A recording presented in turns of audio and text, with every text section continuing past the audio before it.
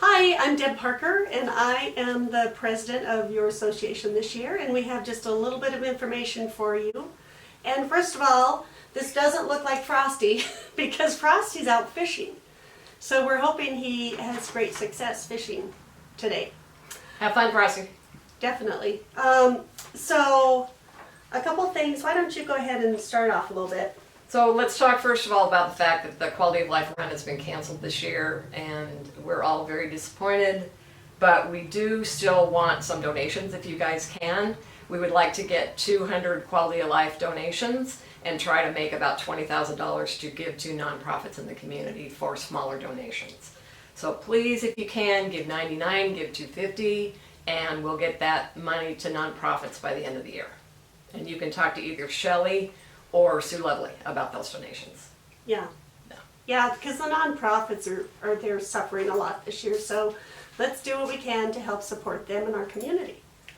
And in addition to that, the golf tournament is canceled.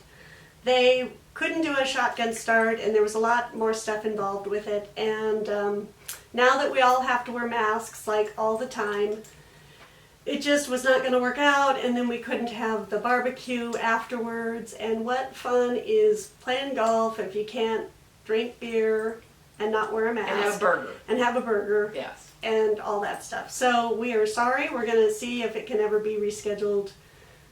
Maybe later. September or something if we're lucky.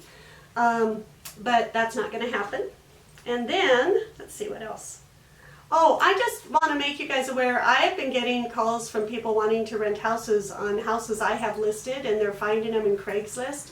So someone in Craigslist is scamming the picture, putting it up for rent, wanting to send money, and thankfully I've had a couple people call and say, is this house really for rent? But one gal did send like $500, and then she called. So if you could just help advise everyone out there in the community to watch out for those rental scams through Craigslist, that would be really beneficial. Try and help us protect the community just a little bit.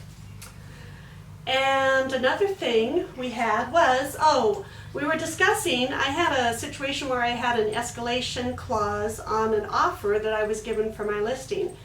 And the escalation clause is when it's written in that the buyer will pay so much over and above the highest offer that you receive if you're in a multiple offer situation. And then they wanted proof of the highest offer to justify the escalation clause where they were going to go $500 or $1,000 over. And you can do an escalation clause like that, but I was talking to Mary, and Mary has some insight on that. So I got an email from Jamie Bowditch, and he said that is perfectly fine to do an escalation clause like that, but the point is that you can't disclose any of the information about the other offers. So you pretty much have to take the listing agent word for the fact that there is a higher offer, because you cannot disclose those terms of any of the offers that have been put out there.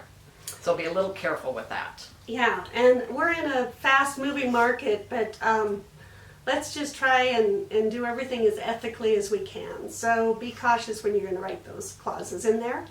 And then obviously we're seeing a lot of multiple offers in our market right now, and some concerns that maybe buyers don't think they're getting treated fairly and they're losing out on properties. So Mary is going to just review with you how those multiple offers work.